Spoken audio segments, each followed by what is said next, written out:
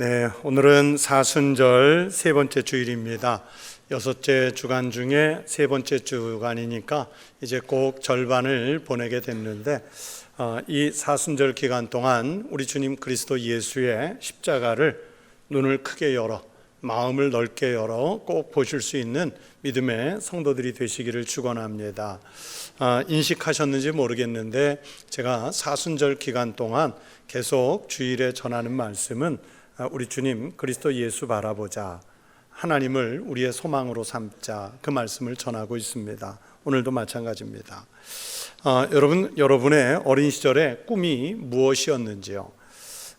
지금 인생을 이 시점에서 되돌아보면서 내가 그 어렸을 때 품었던 꿈을 이루었다, 그렇게 평가하는 분도 있을 것이고, 또 어떤 분은 여전히 내 꿈은 지금도 진행형이다, 그렇게 생각하는 분도 있을 것이고, 또 인생 다 살아가서 보니까 내가 그때 품었던 꿈을 미처 이루지 못했다 하는 것 때문에 좀 마음에 아쉬움, 섭섭함, 이런 것들을 가진 분들도 분명히 있을 겁니다. 그러나 꿈을 가졌다는 게 중요하고 그 꿈을 가지고 여기까지 왔다는 사실이 중요하지요. 한 아버지가 집에서 매일 게임만 하고 있는 그 청소년 아들을 보고 답답하니까 한 소리 하는 거예요. 야단을 칩니다. 야, 이놈아, 미국의 조지 워싱턴은 네 나이 때 측량사가 돼서 자기 밥벌이를 했댄다. 넌 뭐하고 있냐? 야, 에디슨은 네 나이 때 뭘 발명했는지 알아? 넌 그렇게 매일 게임만 하고 도대체 뭐 먹고 살 거냐? 이러고 야단을 쳤어요. 그랬더니 그 아들이 받아쳐서 하는 말이, 아버지, 그러면 저는 그렇다 치고 그 조지 워싱턴이 아빠 나이 때 뭐가 되셨는지 아세요? 대통령이 됐단 말이에요. 아빠는 뭐 하고 계세요? 아버지, 그 에디슨이 아빠 나이 때는 얼마나 부자가 됐는지 아세요? 근데 아빠는 지금 뭐 하고 계세요? 요새 애들 함부로 야단치면 안 됩니다. 저희들이 어렸을 때는요, 우리 부모님 세대들이 남자아이에게 기대하는 큰 꿈 중에 하나가 군인, 그것도 장군. 그래서 저같이 덩치가 조금 있는 아이들을 보면 어른들이 하는 말 중에 그놈 장군감이다, 이제 이런 말들을 참 많이 했어요. 또 여자아이들한테는 뭐 학교에서 훌륭한 인물로 배운 뭐 신사임당 같은 여인이 됐으면 좋겠다, 백의의 천사인 나이팅게일 같은 간호사가 됐으면 좋겠다, 학교에서 학생들을 가르치는 좋은 선생님이 됐으면 좋겠다. 뭐 옛날에는 꿈을 가질 수 있는 한계, 또 꿈에 대한 영역, 이런 부분들이 협소했기 때문에 그런 생각들을 많이 했었습니다. 요즘 아이들은 어떻습니까? 우리가 키워보면 알지만 지금의 부모 세대가 자랄 때와는 너무나도 다른 꿈들, 다양한 꿈, 또 판이한 이런 꿈들을 아이들이 꾸지요. 옛날에 부모님들이라면 극구 반대했을 그런 꿈을 꾸는 청소년 아이들도 많아졌고, 하지만 그러나 부모님들도 이제는 어느 정도 수용할 수 있는 사회적 분위기 또는 시대적 분위기가 됐습니다. 예를 들어서 옛날에는 아이들이 뭐 가수가 된다든지 배우가 된다든지 연예인 된다고 하면 딴따라라고 해서 절대로 못하게 그냥 막아서고 했는데, 오히려 지금은 부모님들이 연기학원, 노래학원 보내서 그렇게 만들고 싶어 하는 경우도 많지요. 프로스포츠 선수가 되고 싶은 아이들도 있고, 또 인터넷 게임 많이 하다가 아이의 꿈이 프로 게이머가 되고 싶은 그런 아이들도 있어요. 자기 개성에 따라서 꿈을 만들 수 있고 또 키워갈 수 있는 그런 시대가 됐지요. 어렸을 때부터 여러분, 이런 꿈에 대한 소망은 반드시 있어야 되고, 그리고 그 꿈과 소망을 이루기 위해서 공부가 필요하다면 공부를 해야 되겠고, 또 아니면 그 과정에서 준비를 잘해야 자기의 꿈을 성취해 갈 수 있을 것 아니겠습니까? 꿈은 우리에게 활력을 주는 아주 중요한 요소들입니다. 그러나 성도 여러분, 세상에서 우리가 일생을 바쳐서 이루고자 하는 꿈들은 사실은 조금 미안한 말씀이지만 늘 한계가 있어요. 대부분의 꿈이라는 게 세속적 욕망에 따라서 갖는 꿈이기 때문에 그게 뭐 재물의 꿈이든 권력의 꿈이든 학문의 꿈이든 혹은 명예의 꿈이든 그 꿈에는 한계가 있단 말이에요.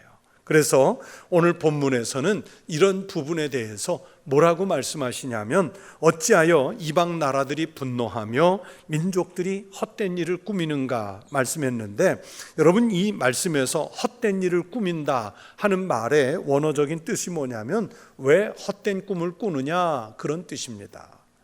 인간이 이룰 수 있는 꿈을 가장 원없이 이루어냈던 역사적인 인물이 솔로몬 왕 아니겠습니까? 그런데 그 솔로몬 왕이 인생 다 산 다음에 마지막에 뭐라고 고백합니까? 전도서 1장 2절 3절에 이런 말씀이 있습니다. 전도자가 이르되 헛되고 헛되며 헛되고 헛되니 모든 것이 헛되도다. 해 아래에서 수고하는 모든 수고가 사람에게 무엇이 유익한가? 이 고백대로 인간은 근본적으로 죄의 속성을 가진 채로 꿈을 꾸기 때문에 여러분, 우리가 꾸는 꿈에 진정한 희망이 없어요. 헛된 거예요. 우리가 꾸는 꿈에 하나님의 경륜, 하나님의 섭리, 이게 포함되어 있어야, 그래야 그 꿈이 가치가 있고 그 꿈이 의미 있는 꿈이 될 수 있어요. 하나님 없는 꿈은 헛된 것입니다. 그래서 그것을 성경에서는 뭐라고 표현하냐면 허사, 헛된 일이라고 그렇게 표현을 해요. 작년 연말에 경상북도 봉화에서 광산이 무너지면서 광부 두 분이 그 깊은 땅속 지하 갱도에 고립돼서 갇혔습니다. 온 국민이 그분들이 무사히 돌아오기를 얼마나 기다렸습니까? 이분들이 그 깊은 갱도 속에 무려 열흘 동안이나 갇혀 있었는데, 열흘 후에 겨우 구조에 성공했는데, 이분들이 나오면서 어떻게 버텼냐 했더니 커피 믹스 먹으면서 버텼다 해가지고 화제가 됐었지 않습니까? 그런데 그렇게 광부가 그 깊은 땅속 갱도에 갇혀 있으면 자력으로는요, 자기가 자신을 구출할 수가 없어요. 외부에서부터 장벽들을 제거해주고 탈출구들을 만들어줘야 겨우 밖으로 나올 수 있는 거예요. 열흘 동안 갇혀있던 그분들도 자기네를 구조하러 반드시 구조대가 올 것이라고 믿는 믿음으로 버틴 끝에 살았어요. 그 깊은 지하에서 무너진 돌과 진흙, 토사들을 자기네가 스스로 치우면서 살아나올 수 있는 가능성은 거의 없습니다. 밖에서 구조대가 특수 장비들을 동원해서 자네들을 제거해주고, 또 공기 통로를 주입해주고, 또 거기에 음식을 제공해주고, 막 오랜 고된 작업을 해야 살릴 수 있는 거예요. 저는 그 구조 과정을 매일 뉴스로 보면서 그런 생각을 했습니다. 야, 우리 인간은 죄의 갱도에 매몰되어 있는 사람들이다. 아무리 자기가 고도의 도를 닦고 학문의 경지에 오르고 세상적인 높은 지위에 올라도 그 죄악의 갱도에서 스스로 빠져나올 수 있는 사람은 없다. 저 사고를 당한 광부를 살리기 위해서 마치 밖에서 힘을 써주어야 할 구조대원들이 꼭 필요한 것처럼, 우리를 이 깊은 죄의 갱도에서 건져줄 그 힘을 가지신 분이 절대적으로 필요하겠다, 이런 생각을 하면서 매일 그 뉴스를 봤어요. 그러면서 광부들이 꼭 살아나기를 뉴스 시간에 기도하면서 소망했는데, 그런 것처럼 또 한편으로는 하늘의 주님이 우리에게 오셔서 죄에서, 그 깊은 죄에서 우리를 건져내 주시기 위해 십자가라는 그 구멍을, 우리에게 살 길을 열어주신 은혜를 생각하면서 감사 기도도 함께 드렸습니다. 여러분, 사실 모든 인간은 죄에서 벗어나 영원히 살고 싶은 꿈이 있지요. 그러나 그 꿈은 현실적으로 불가능합니다. 그래서 인간은 깊은 절망에서 빠져나오지를 못해요. 하나님은 이렇게 깊은 절망에 빠져서 아무런 생명의 희망이 없는 사람들에게 우리를 구원하시기 위해서, 그 죄악에서 우리를 끌어올리시기 위해서 무슨 계획을 세우셨냐면, 메시아, 즉 구주를 보내시려는 섭리를 계획하고 계셨어요. 이런 하나님의 경륜은 절대적인 하나님의 은총이며 우리가 황송한 마음으로 받아들여야 할 하나님 아버지의 사랑입니다. 메시아를 보내시려는 그 은총과 계획이 바로 창세 때부터 하나님의 꿈이셨던 거예요. 그 하나님의 꿈대로 그리스도는 우리 전 인류의 소망입니다. 그래서 시편 146편 5절에서 말씀하시기를 여호와 자기 하나님에게 자기의 소망을 두는 자가 복이 있도다 말씀하셨어요. 또 로마서 8장 24절 25절에는 우리가 소망으로 구원을 얻었음에 보이는 소망이 아니니 보는 것을 누가 바라리요 만일 우리가 보지 못하는 것을 바라면 참음으로 기다릴지니라 말씀하셨어요. 그렇게 이 성경의 말씀대로 그리스도께서 강림하신 것은요, 우리 개인에게 소망을 주시고 전 인류에게도 소망을 주시는 사건입니다. 보이는 차원을 넘어서 보이지 않는 영원, 먼 미래, 영원의 세계까지 보증하시는 소망이 그리스도의 오심이에요. 그런데 여러분, 세상 사람들은 어떠합니까? 소망이 되시는 그리스도를 배척하잖아요. 그리스도가 이곳에 오셨다 아무리 역설해도 모른 척하지 않습니까? 어떻게 하든지 그리스도인 없는 삶을 살고 싶어 해요. 심지어 교인, 내가 교회 다니는 사람이야 그렇게 말하면서도 우리가 예배 드릴 때를 제외하고 세상 밖에 나가서 살 때는 그리스도라는 이분을 귀찮은 존재로 여겨서 그리스도의 세상에서 어떻게 하든지 벗어난 삶을 살고 싶어하는 죄의 본성이 드러나는 게 심지어 우리들의 모습이기도 하지 않습니까? 이 얼마나 어리석습니까? 여러분, 오늘날 우리 한국교회와 그리스도인이 왜 질타의 대상이 되었다 생각하십니까? 교회가 이 땅에 숫자가 모자라고, 교회가 돈이 없고, 교회 안에 무슨 좋은 프로그램이 없고, 교회 안에 사람이 없어서 그렇습니까? 아닙니다. 교회 안에 있는 사람들조차도, 교회 공동체조차도 예수가 소망이 아니에요. 세상의 기관들이 만드는 것보다 못한 다양한 옵션들을 만들어내면서 세상의 흉내를 따라가거나 그냥 그런 정도 수준이에요. 교회는요, 예수로만 소망을 삼고 예수님의 이야기로 가득하고 예수님과 동행하는 삶을 살 때 비록 프로그램 약하고 비록 그곳에 돈이 없고 비록 그곳에 사람이 없을지라도 그때 희망이 있고 그때 교회가 살 수 있고 그 안에서 성도가 살 수 있는 거예요. 예수님 없는 교회가 되다 보니까 오히려 아무리 웅장한 건물을 갖추고 사람이 많이 모여도 예수가 없으니까 세상에서 손가락질 당하고 비난을 받고 책망을 당하는 거예요. 그리스도인들도 사실은 하나님을 믿는다는 것은 말뿐이고요, 우리가 그 하나님을 믿는다는 게 관념적인 신앙이 돼버렸고 정말로 그리스도 안에서 살면 너무 힘들다고 생각해서 아니면 귀찮다고 생각해서 차라리 하나님 없는 삶을 좀 살아보고 싶은 그런 욕망들이 있다고요.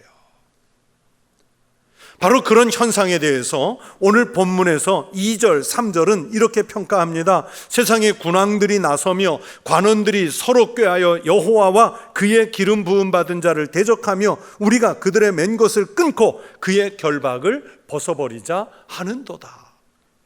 성경의 이 말씀대로 그렇게 사람들은, 죄인들은 어리석은 자기들의 꿈을 이루기 위해 어떻게 하든지 하나님의 손길을 벗어나고 싶어해요. 지금 자기네들이 얼마나 깊은 죄의 갱도에 갇혀서 고립되어 있는지 모른 채로 하나님 구조하러 오기를 바라질 않아요. 그런데 우리가 믿음 생활을 해오면서 늘 고백하지만 여러분, 이것이 가능합니까? 하나님 없이 산다는 게 가능하다고 생각하세요? 시편 139편에서 다윗은 이런 고백을 했습니다. 여호와여, 주께서 나를 살펴보셨으므로 나를 아시나이다. 주께서 내가 앉고 일어섬을 아시고 멀리서도 나의 생각을 밝히 아시오며 나의 모든 길과 내가 눕는 것을 살펴보셨으므로 나의 모든 행위를 익히 아시오니 여호와여, 내 혀의 말을 알지 못하시는 것이 하나도 없으시니이다. 다윗의 고백도로 여러분, 하나님은 우리의 모든 것을 알고 계시는 줄로 믿습니다. 여러분, 우리가 아무리 피하려고 해도 내가 앉고 내가 일어서는 것을 아시고요, 내가 생각하는 바도 알고 계시고 내가 가는 길이나 내가 눕는 것, 나의 모든 행위, 그리고 내가 하는 모든 말까지도 다 알고 계시다는 이 다윗의 고백은 옳습니다. 우리에게도 마찬가지예요. 그래서 하나님의 손길을 떠나서 살 수 없다는 사실을 다윗은 너무나 잘 알고 있었는데 오늘 우리는 우리만 몰라요. 하나님 없어도 살 것 같아요. 그래서 신앙의 연륜이 깊은 분들 중에는 내가 절대로 하나님을 떠나서는 살 수 없겠다, 하나님 눈길을 피해서는 살 수 없겠다는 고백을 하시는 분이 있어요. 나중에 예수 믿고 신앙을 고백한 어떤 분이 저에게 이런 말을 하신 분도 있어요. 야, 내가 하나님 없을 때 어떻게 살았는지, 무슨 깡으로 살았는지 모르겠어요. 하나님을 믿고 나서 보니까 하나님 없이 사는 그건 정말 대단한 용기예요. 그런 얘기를 하신 분이 있어요. 그렇게 하나님을 피하려는 사람들을 향해 주님이 말씀하십니다. 본문 4절 말씀을 보세요. 하늘에 계신 이가 웃으심이요 주께서 그들을 비웃으시리로다. 하나님을 피해서 자기 마음대로 사는 사람들을 향해 하나님이 어떤 반응을 보이신다 말씀했습니까? 비웃으시리로다. 비웃으신대요. 인간적인 계획을 세우고 그 꿈을 이루기 위해 하나님을 대적하고 하나님 없는 세상을 꿈꾸는 사람들이 있어도 결국에는 하나님 아래서 펼쳐지는 죄인들의 기만에 불과할 뿐입니다. 하나님은요, 우리에게 움직일 수 없는 확고한 소망을 주신 줄로 믿습니다. 바로 예수 그리스도 메시아의 오심에 대한 소망을 우리 인류에게 주셨습니다.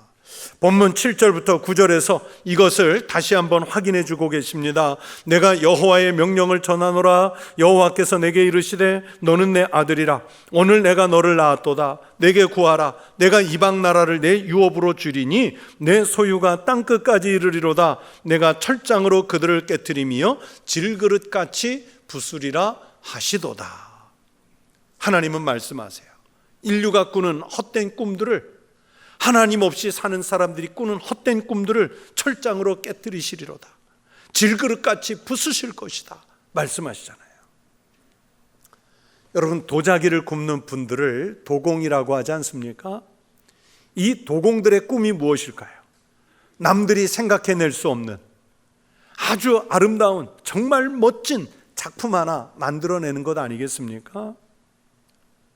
그런데 도공이 열심히 빚어가지고 거기에 유약을 잘 칠하고 아름다운 그림을 그려서 가마에 적정한 기온에 잘 맞추어 구워서 꺼낼 때 그 가마 앞에 앉은 도공이 무슨 일을 합니까?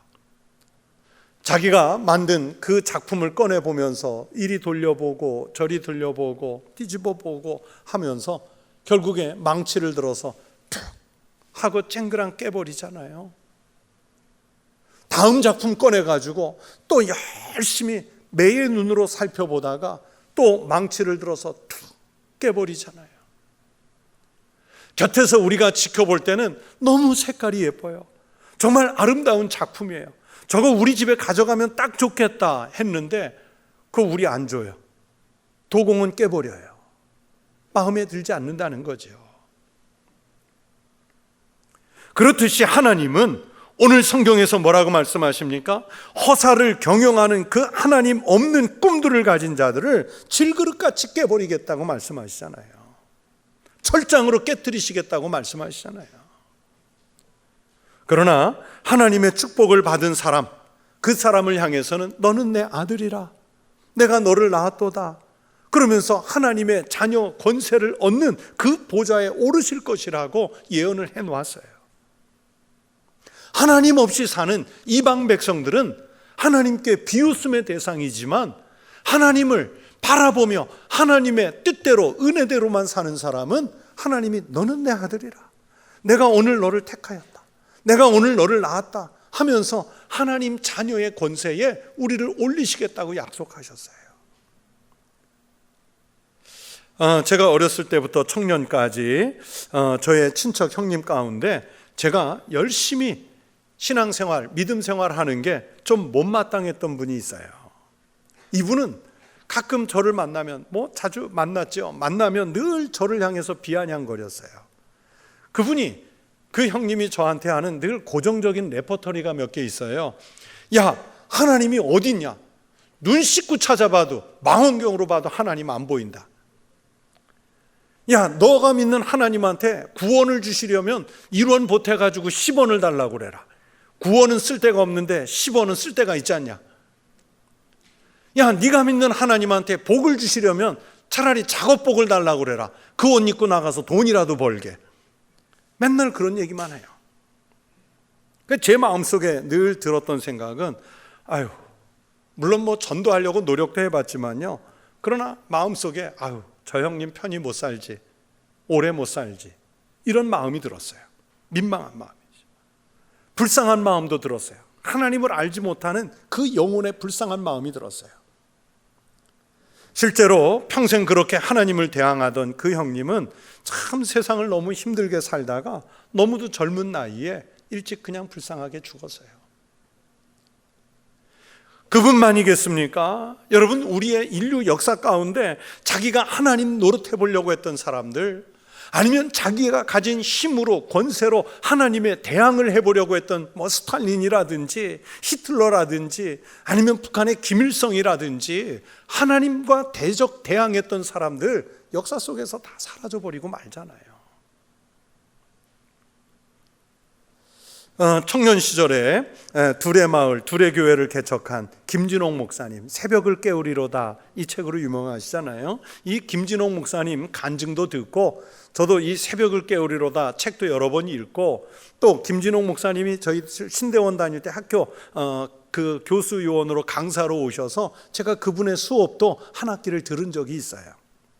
근데 그 새벽을 깨우리로다에도 나오는데 아주 인상 깊은 얘기가 있어요. 여러분, 이 김진홍 목사님이 그 긴급조치 1호, 그죠? 긴급조치 1호 위반으로 처음 구속이 되셨는데, 그 당시에는 중앙정보부라고 그러죠. 중앙정보부에 고위직에 있는 분이 김진홍 목사님을 이제 회유하는 거죠. 전향시키려고 자꾸 회유를 하는데 목사님이 말을 안 들으니까 그분이 뭐라고 협박했냐면, 야, 나라가 나서서 한번 교회 싹 쓸어 없애버려 볼까? 너 나하고 내기할래? 교회가 없어지나 공화당이 없어지나 한번 내기해 볼래? 그랬더니 목사님이 그랬다고 그래요. 그럽시다. 한번 해보십시다. 교회가 먼저 없어지나 공화당이 없어지나 한번 내기해 보십시다. 여러분, 결과적으로 어떻게 됐어요? 공화당이 있습니까? 없습니까? 없어졌잖아요. 여러분은 지금 어디에 앉아 계세요? 예, 교회에 앉아 계시잖아요. 이게 하나님의 역사란 말이에요. 세상에 어떤 권세도요, 교회를 이길 수 없어요. 하나님을 이길 수 없어요. 신앙을 이겨먹을 수가 없어요. 하나님 없이 사는 사람들이, 그렇게 대적했던 사람들이 결국에는 망해서 사라지는 거예요. 우리는 사도 바울의 열심을 잘 알고 있습니다. 사도 바울은 이 세상에서 그리스도인들을 박멸하기 위해 믿는 자들을 있는 대로 잡아들이고, 또 잡힌 사람 중에 어떤 사람은 돌로 치고, 심지어 외국에 가서까지 믿는 자들을 잡아오려는 열심을 보였던 사람이 바울이잖아요. 그러나 주님을 다메섹 도상에서, 부활하신 예수님을 그 다메섹 도상에서 직접 만나고는 그 앞에 엎드러져 자신의 생애의 방향을 바꿔야 됐습니다. 바울은 예수님을 만나기 직전까지는 자신이 가진 힘과 권력, 지식, 이게 자기 인생 사는 길인 줄 알았는데, 예수님을 만나고 나니까 그게 다 아무 소용이 없어요. 그것을 배설물같이 여겼습니다. 그래서 그때부터는 예수로만 소망을 삼고 주님의 나라를 위해 목숨을 거는 인생을 살아냈지 않습니까? 바울이 그랬던 것처럼 우리도 이 세상에 미련을 두는 미련한 인생이 아니라 영원한 하나님 나라를 소망에 두고 그 나라를 꿈꾸며 살아가야 할 성도가 돼야 할 줄로 믿습니다. 그러면 우리가 사는 이 세상이요, 아무리 힘들고 험하여도 또 절망과 실망과 낙담이 우리 가슴 속으로, 인생 속으로 파고들어와 밀려올지라도 그 소망 때문에 이 세상을 능히 이기고 살아갈 만한 힘을 우리가 갖추게 될 줄로 분명히 믿습니다. 세상에서 살아가는 것 때문에 우리 성도들 중에 심령이 피곤한 분이 있습니까? 굳게 서서 그리스도를 보시는 하나님의 구원의 계획을 기다리십시오. 여러분, 이스라엘 백성들이 출애굽할 때 앞에는 홍해 바다가 가로막고요, 또 뒤에서는 분노한 애굽의 군대가 질풍노도같이 이스라엘 백성들을 공략해 오았지 않습니까? 그때 모든 이스라엘 백성들이 공포와 절망에 찌들었는데, 그때 하나님 나라를 꿈꾸는 모세가 이렇게 선포를 해요. 모세가 백성에게 이르되 너희는 두려워하지 말고 가만히 서서 여호와께서 오늘 너희를 위하여 행하시는 구원을 보라. 너희가 오늘 본 애굽 사람을 영원히 다시 보지 아니하리라. 여호와께서 너희를 위하여 싸우시리니 너희는 가만히 있을지니라. 어떻게 있으라고요? 가만히. 저는요, 이 출애굽기 14장 13절 14절 말씀이 너무 좋아요. 정말 좋아요. 이 두려워하면서 떨던 이스라엘 백성들이 하나님이 그들을 어떻게 구원하시는지 가만히 서서 지켜보시라고 하지 않습니까? 여러분, 이스라엘 백성들만 그랬겠어요? 오늘 하나님 앞에 나와 십자가 앞에 무릎을 꿇은 하나님의 백성들을 향해 주님은 동일하게 말씀하시는 거예요. 너희는 십자가 앞에 머리를 조아리고 가만히 서서 하나님이 십자가를 통해 우리를 어떻게 구원하시는지 지켜보라는 거예요. 여러분, 십자가라고 하는 것이 죄인의 형틀이었잖아요. 사망의 상징이었고 저주의 참혹한 상징이었는데, 그 십자가가 예수 그리스도를 통해 우리의 생명을 구원하는 놀라운 생명의 통로가 될 것이라고 누가 예상이나 했겠어요? 세상에서 닥치는 염려와 두려움 때문에 무엇인가라도 붙잡으려는 우리의 연약함 때문에 우리가 피곤하고 힘들 수 있어요. 그러나 전적으로 우리의 모든 심령을 여호와 하나님께 의지하고 있으면 하나님이 우리를 향해서 베푸시는 구원의 역사를 십자가 앞에서 보게 될 줄로 믿습니다. 오늘 성경에서 하나님 또 이렇게 말씀하세요. 결론입니다. 12절이죠. 그의 아들에게 입맞추라. 그렇지 아니하면 진노하심으로 너희가 길에서 망하리니 그의 진노가 급하심이라. 여호와께 피하는 모든 사람은 다 복이 있도다. 여호와께 피해서 여호와께 입맞추는 사람 복이 있대요. 만일 그렇지 않으면 너희가 길에서 망하리니 하셨는데, 하나님과 더불어 사는 인생이 아니면 인생길 망한다는 거예요. 여러분, 입맞춤이 무슨 의미입니까? 입맞춤은 사랑의 표현이잖아요. 남녀가 깊이 사랑하면 깊은 키스를 해요. 부모가 볼 때 자식이 사랑스러우면 아이에게 입 맞춰요. 자식이 부모가 사랑스러우면 다가가서 입을 맞춰요. 내가 너를 사랑합니다 하는 표현이죠. 미움이 없는 상태예요. 우리가 하나님을 사랑하면 그렇게 하나님을 향한 입맞춤이 있어야 합니다. 그 입맞춤, 그 분에게 하나님은 사랑을, 우리에게 입맞춤을 해 주실 줄로 믿습니다. 또 성경에서 입맞춤은 충성을 뜻하지요. 신하가 임금의 발에 입을 맞추는 것은 왕을 위해서 모든 충성을 다하겠다는 표시예요. 우리가 주님 발에 입을 맞춘다는 것은 오직 예수 그리스도를 우리의 왕으로 인정하고 주님의 뜻을 따라 사는 주의 군사가 되겠다는 약속이지요. 또 성경에서 입맞춤은 내가 구원받은 것에 대한 감격의 표시입니다. 막달라 마리아가 세상적으로는요 추하고 더러운 인생을 살았으나 주님을 만난 후에는 그의 생각이 바뀌잖아요. 향유를 주님 발에 붓고 자신의 눈물로 주님 발을 씻고 그리고 머리털로 주님의 발을 닦고는 주님의 발에 입을 맞춰요. 이 장면이 아마도 성경에서 가장 아름다운 장면 중에 하나일 겁니다. 여러분, 우리의 인생이 망하는 인생은 안 되잖아요. 인생을 살면서 나는 왜 이렇게 살까 하는 이런 실망과 절망의 탄식이 흘러나와서는 안 됩니다. 길에서 망한 인생을 살았다면 그건 아무 소용이 없어요. 그리스도 없는 생애는 아무리 요란한 생애를 산다 해도요, 이건 부질없는 인생입니다. 그러나 그리스도가 함께하는 생애는 모든 것을 이루는 소망의 삶입니다. 그래서 오늘 12절까지 이루어지는 이 말씀의 맨 마지막 아주 강렬한 결론이 무엇입니까? 여호와께 피하는 모든 사람은 다 복이 있도다. 누구에게 복이 있어요? 여호와께 피하는 사람. 선별해서 누구는 복이 있고 누구는 복이 없고, 누구는 큰 복을 받고 누구는 작은 복을 받는 것이 아니라 하나님을 의지하는 자는 이 성경의 말씀대로 다 복을 받게 될 줄로 믿습니다. 여러분, 여러분의 인생이 복되기를 원하십니까? 그렇다면 여호와를 의지하세요. 그렇게 여호와만 의지할수록 예수님이 십자가로 그 길을 열어주실 줄로 믿습니다. 하나님이 우리가 상상치 못할 복도 주실 줄로 믿습니다. 그리스도와 함께하는 우리의 인생, 그 자체가 우리의 꿈이요 소망인 줄로 믿습니다. 십자가 아래 우리의 인생을 내려놓는 그 꿈이 여러분의 꿈이 되시기를 주의 이름으로 축원합니다. 기도하겠습니다. 아버지 하나님, 감사합니다. 우리가 비록 세상에 몸을 두고 살지만 우리의 모든 시선, 우리의 모든 관심, 우리의 모든 인생은 주님 예수 그리스도의 십자가만 바라보게 하여 주시옵소서. 영원한 하나님 나라만 바라보게 하여 주시옵소서. 예수님 이름으로 기도하옵나이다. 아멘.